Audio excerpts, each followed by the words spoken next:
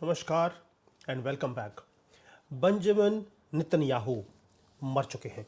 ये हेडलाइंस है, explosive headlines जो पूरे दुनिया के जो मीडिया है उसके अंदर ये स्प्रेड हो रही है। टोटल पैनिक है, टोटल क्योस है और कंप्लीट डिजिटल मेल्टडाउन हो गया बिकॉज ये कोई छोटा मोटा आदमी नहीं है। ऊपर से आग में घी डालने का काम नेतन्याहू को आता है। 48 घंटे हो गए इस न्यूज़ को फ्लैश हुए, लेकिन जो प्रधानमंत्री हैं इजराइल के वो वैनिश हो चुके हैं। कोई प्रेस ब्रीफिंग नहीं है, कोई पब्लिक अपीयरेंस नहीं है, कंप्लीट साइलेंस है। वो भी उस आदमी से जो हर रोज़ कैमरे के सामने खड़े होकर वो ईरान को धमकियां दे रहा था। ये वो कंट्री है जो प्रैक्टिकली जिन्होंने पब्लिक रिलेशंस को इन्वेंट किया है। ये होते क्या है पब्लिक रिलेशंस, और उसका जो टॉप लीडर है वो कंप्लीटली साइलेंट है। उसके बाद विस्पर्स आए। विस्पर एक और आया कि एक हाइपरसोनिक मिसाइल अभी अभी स्ट्राइक किया है, वो भी कहाँ, 10 माइल्स आउटसाइड जेरूसलम। ईरान की जो स्टेट मीडिया है उन्होंने लाइव जाकर दिखाया एक मैसिव क्लेम कि हमारी मिसाइल गई है, और वहाँ पर डायरेक्टली हिट किया है एक हाईली सिक्योर कंपाउंड को। उन्होंने क्लेम किया कि नेतन्याहू का जो अपना लड़का है याइर, वो वहाँ पर बैठा हुआ था, he has also been killed.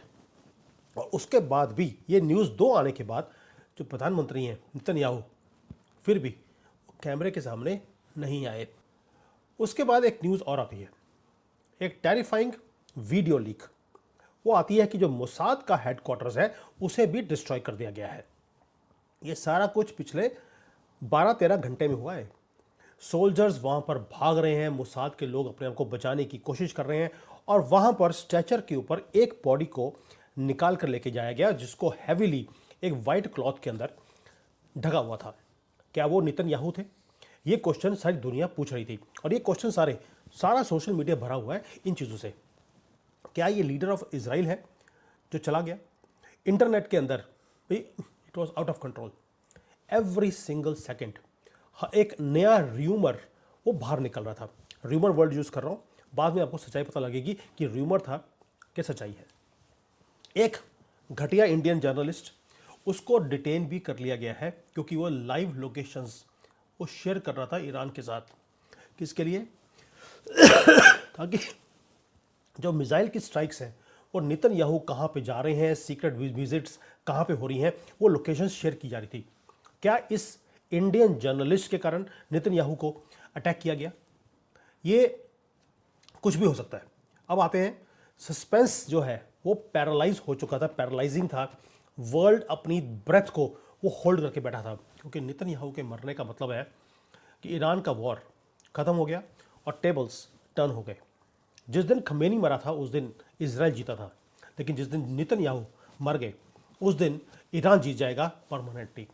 अब सारी दुनिया बोल रही थी कि यार इजराइल को आंसर तो देना चाहिए कि नेतन्याहू हैं कहाँ पे, कोई स्टेटमेंट आएगी। एक बिल्कुल क्लासिक नेतन्याहू का पीआर मशीन की वेट कर रहे थे कि आप ही कुछ बोल दीजिए, लेकिन ऑफिशियल रिस्पांस बड़ा ही शॉकिंगली वीक था। प्रधानमंत्री नेतन्याहू के ऑफिस ने एक स्टेटमेंट रिलीज किया।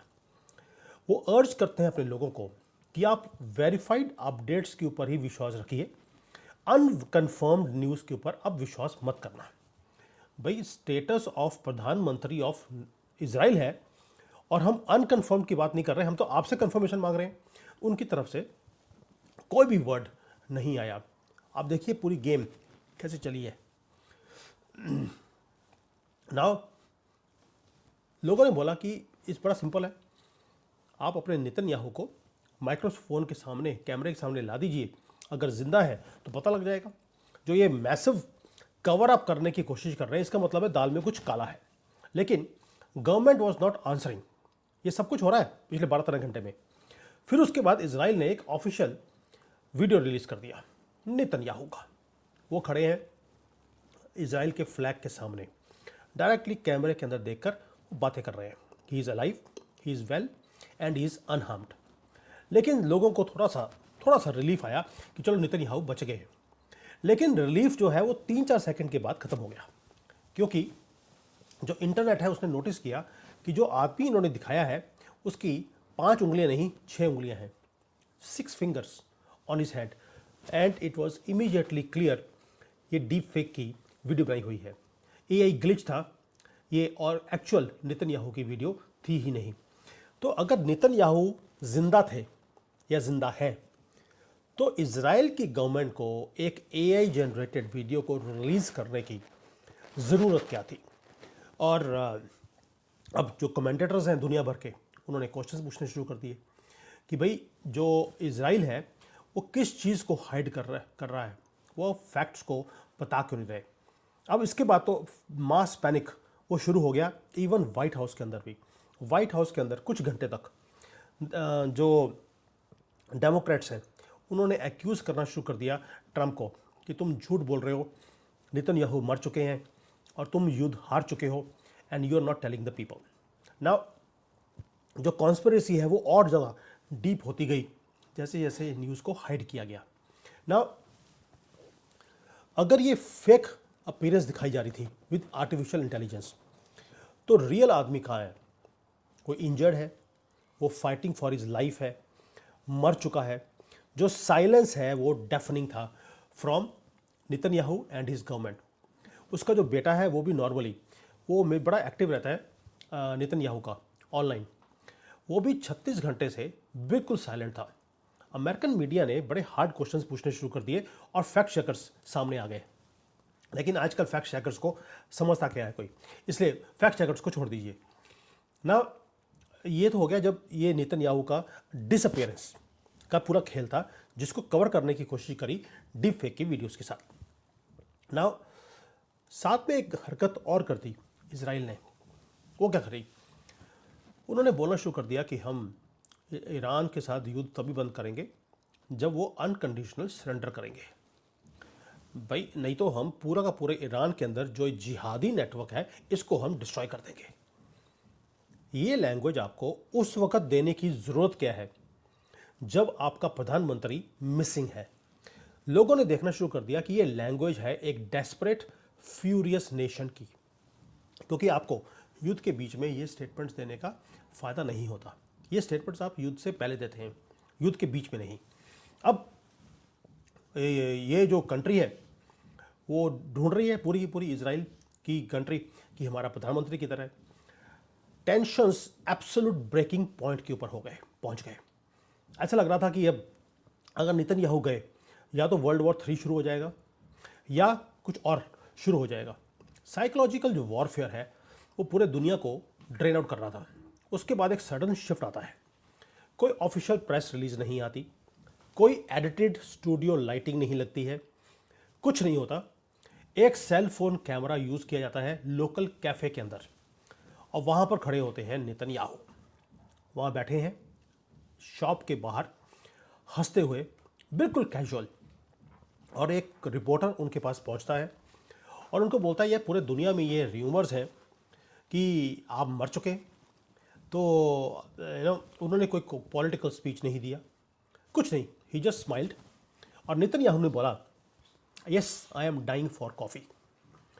द अल्टीमेट रोस्टिंग नेतन्याहू ने दी पूरे दुनिया की मीडिया को। अब साथ में उन्होंने बोल दिया नेतन्याहू ने मेरी उंगलियां काउंट करने की सोच रहे हो कि 6 तो नहीं है, तो ही काउंटेड 10 की 10 उंगलियां थी। तो क्लियरली उन्होंने अपनी सारी उंगलियां दिखाई हैं कैमरे के सामने। दोस्तों कोई एआई ग्लिच नहीं था, कोई डीप फेक नहीं था, कुछ नहीं था। उसने कॉफ़ी का कप उठाया like this, enjoy coffee with Sumit Jain. ये नेतन्याहू बोल रहे हैं। दोस्तों साथ में उन्होंने जो इजराइल के लोग हैं वहाँ पर जो घूम रहे थे उनको बता दिया कि यार युद्ध के टाइम पर भी तुम्हें मैंने सेफ रखा हुआ है बिकॉज ऑफ माई रेजिलियंस। आप अपनी ज़िंदगी जी पा रहे हो because of me. And then साथ में उन्होंने एक वार्निंग साथ में दे दी। उन्होंने मेंशन किया कि इजराइल ने अभी तक तो ईरान को बड़े सॉफ्टली हिट किया है, अब हम हिट करेंगे और भी ज़्यादा हार्ड। तुमने मुझे मारने की कोशिश करी, अब तुम्हें मैं मार के छोड़ूंगा। लेबनान को तो बिल्कुल भी छोड़ा नहीं जाएगा। यानी कि जब उन्हें पूछा गया कि क्या करोगे, तो नेतन्याहू बोलते हैं मैं अभी बता नहीं सकता, सॉरी थोड़ा सा आपको मालूम है मेरा सो जो डिजिटल वॉरफेयर है दोस्तों, वहीं पर जाकर नेतन्याहू ने ख़त्म कर दिया। लेकिन जो ग्रेटेस्ट डिसअपियरिंग एक्ट है मॉडर्न पॉलिटिक्स का, उसको ख़त्म किया गया कप ऑफ कॉफ़ी के ऊपर। वही बताया आपको मैंने कि कोई भी जो र्यूमर्स हैं वो कॉफ़ी विद सुमीजर पे आके ही ख़त्म होती हैं। तो पहली जो मास्टर क्लास है वो दिया नेतन्याहू ने, साइकोलॉजिकल मैनिपुलेशन का। र्यूमर्स को बढ़ने दिया, उसके बाद एंड में आकर कोई स्पीच नहीं, उसको क्रश किया है।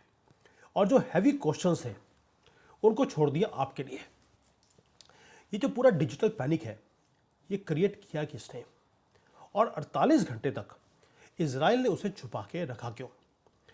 क्या इजराइल ने इस र्यूमर्स को बढ़ने दिया ताकि जो प्रोपागेंडा के नेटवर्क्स हैं पूरी दुनिया में उसको एक्सपोज किया जाए, या उसके अंदर कोई क्लोज कॉल थी जहां पर नेतन्याहू वाकई में हिट हुए थे, उसके बाद वो रिपेयर होकर डेंटिंग पेंटिंग करवा कर बाहर निकल आए? मुझे लगता है ऐसा कुछ भी नहीं है। He wanted to expose the propaganda machinery, वैसे जैसे मोदी जी करते हैं। मोदी जी के खिलाफ भी जो काम करने वाले अब उनके एंटी जो रिपोर्टिंग करने वाले लोग हैं वो बहुत ज़्यादा हैं। No matter what Modi ji does is always going to be not good. तो मोदी जी उसका जवाब 5-6 दिन के बाद देते हैं, पहले नहीं रिएक्ट करते। तो दुनिया वॉच कर रही है दोस्तों, दुनिया वेट कर रही है। टोटल मैडनेस हमने देखी पिछले 12-13 घंटे में। नेतन्याहू मरे नहीं हैं, he was just letting the world feel he is dead. और वो दुनिया को अलाउ कर रहे थे वो अपने पत्ते खोलने के लिए। दुनिया ने पत्ते खोल दिए और अब कंटिन्यू करेगी game, which is going to be faster, darker and more dangerous than before. ये है रियल स्टोरी। सो जो मैंने पहले बता दिया आपको सीक्वेंस क्या था, और ये सीक्वेंस बड़ा इंपॉर्टेंट है क्योंकि जियो पॉलिटिक्स की मास्टर क्लास है ये। This is how Jio politics works. Thank you. जय हिंद, वंदे मातरम।